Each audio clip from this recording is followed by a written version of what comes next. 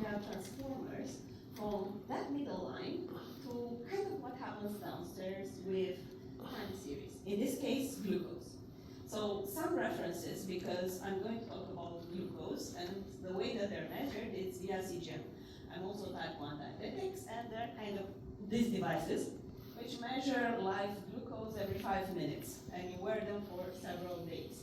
What's important besides their shape and science is that they give you kind of this data at the end. Well, this is a summary. But you have the input of glucose live for the period of usage. So the question is, how do they use it further, and who used it? We have an example paper, Lumai, which you can actually search according to RBIX, which they made an encoder-based transformer that has cross-attention and multi-scale attention, plus learn without forgetting algorithm, trying to predict what's going to happen in the next hour. So basically, you feed the data you have now, and you want to see what happens. But to further understand this, we have to have like some general ideas what happens, well, at the moment of the paper.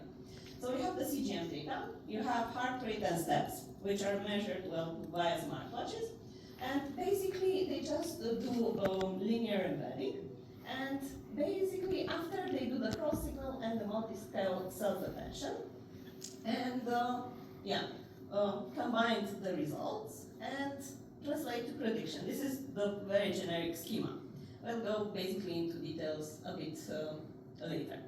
This is the example with the glucose data. You have this wonderful graph which reads, I don't know, for one day. You have one value, and that value, for those that might not be very aware with transformers, is converted into 32 values for refinement in this case. And you add position and encodings, that gives you the linear embedding of only one value.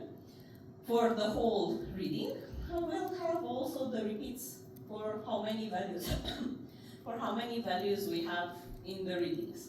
That's how we get the CGM vector. We have to repeat the same thing for heart rate and steps. And after we get this, we have the attention basics. So you have the query, the key, and the values. Since we're asking about what happens with the glucose, that's the main point of the paper, they just wanted to have glucose as query, while heart rate and steps are keys and values. And they have to add this matrices so they could like go further and like compute similarities, honestly, which happens in the cross-attention. So cross-attention was one of the first specific I mentioned of this paper, because what they do is basically compare what happens with glucose via heart rate or glucose via steps. And the multi-head attention is the simple formula, well, procedure downstairs, where they have a dot product similarity. Basically saying, if I have this glucose, was it more influenced by steps or heart rate? By doing a simple procedure. After they find out what happened with this, with the batch we have the cross-attention part of the transformer. For the multi-scale attention, what basically happens is that we repeat the cross-attention procedure for, let's say, a comprised shape. So if we now looked at 5 minutes intervals, then we're going to look at 10 or 20, because we cluster them together. Meaning that if in 5 minutes it's important my heart rate, in 20 minutes maybe it's important my steps, because I walked, I don't know, a kilometer, which will going to lower my glucose. And this will give us the input of the multi-scale. So you have these two procedures. The learn without forgetting part was basically when you have to find out if you want to add new batches. You trained on one batch, and then you want to add new. I don't know, you had the first cohort, and then you had the second cohort of your study. So how do you not forget what you learned in the first cohort? You split it into the teacher model and the student model. The teacher model retains its values and what it has learned, and the student model tries to learn the new cohort while looking at the teacher model, well, simplified.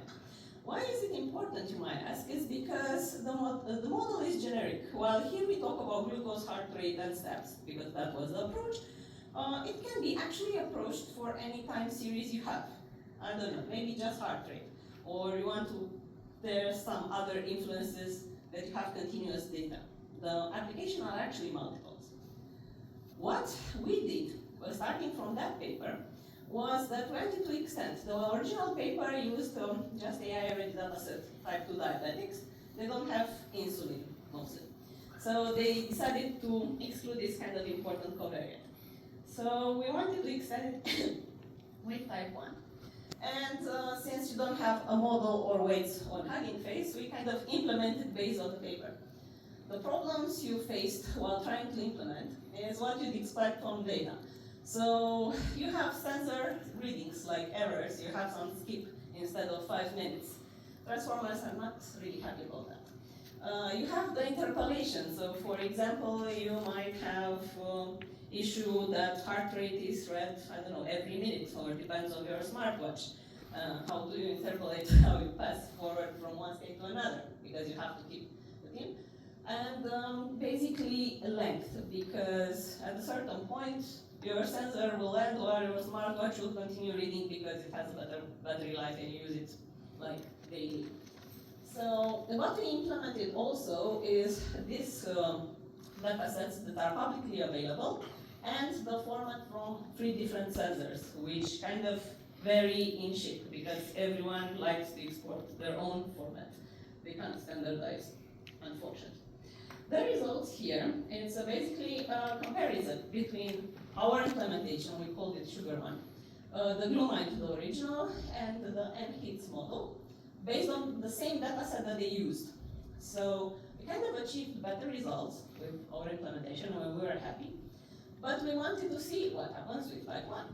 So we also did the type 1 version. Unfortunately, we couldn't compare with the original paper, but compare with, well, more general transformers like MHITS and, well, Gluformer, another implementation. We still kept it well, so we were happy. We still want to reduce, by the way, the accuracy for type 1, I mean, to be more precise. And because we talked about models, transformers, and so forth, everyone knows we have to have like a benchmark, somewhere we compare, okay, we have RSNC, we have I, but we kind of have to know what we're comparing. In computer vision, you know how well a human sees. How well does a human predict? Nobody actually knows. So then we decided we have to start a study, basically. If a human, it can be diabetic or non-diabetic, with CGM or without CGM, because we have to check this cohort. It's given basically a segment of 4 hours with the timestamp when it happens, and with events if it has, like injection, food, exercise. And basically you just hide the last hour. Based on the 3 hours previous, can the human draw the line? And you can actually compare because it's historical data. So we did this online study. Actually, it's accessible. Unfortunately, we have some issues with sharing. That basically, when you receive the input and you do the prediction, whatever it may be, you'll give at the end this result. The horizontal line represents accuracy. So basically, you don't deviate. You were precisely with what actually happened in real life. And all the variations is basically how much you deviated per prediction. So obviously the best thing would be to keep closer to the black line in this case. But we don't know exactly how it will happen with a larger cohort. So we decided to gather these people and this information via, like I said, an online small game. We'll store the data of the study, that is, you're being given a data to predict on. But we only want to know age, if you're diabetic, and if you used basically CGM or not. We don't gather any other weird personal data. And let's see, and basically the wonderful team that worked for this project is, well, you can see here. Our head senior machine learning engineer, we didn't have a photo for him, but he worked at the implementation from the GlucoseDAO paper. And obviously, we want to find the authors of the GlucoseDAO since they came. And, well, I think that QR links hopefully to the link tree with multiple sites. And I think actually that's all in time. Thank you very much. Well, thank you very much for a very interesting talk. Questions from the audience? Yes.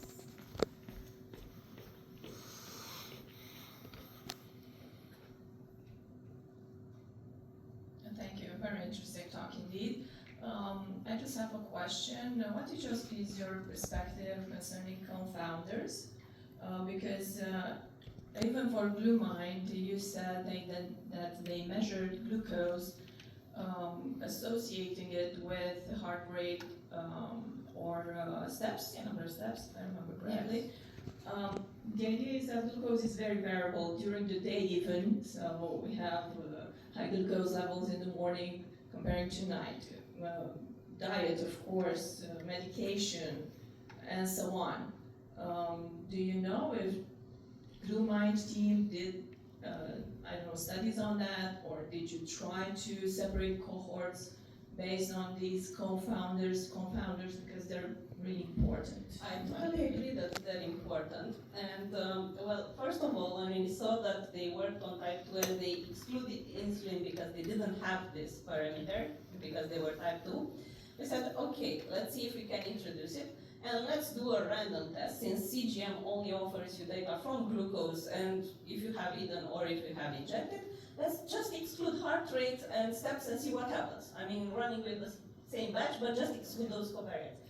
And actually, it dropped the prediction very little. So we had like 0.03 or something drop, meaning that probably heart rate and steps are important, but not as important as other factors. Also, we run tests to see, okay, how well do you predict for a normal person, because we had data from non-diabetic at all, versus how well you predict versus a diabetic. I had samples enough.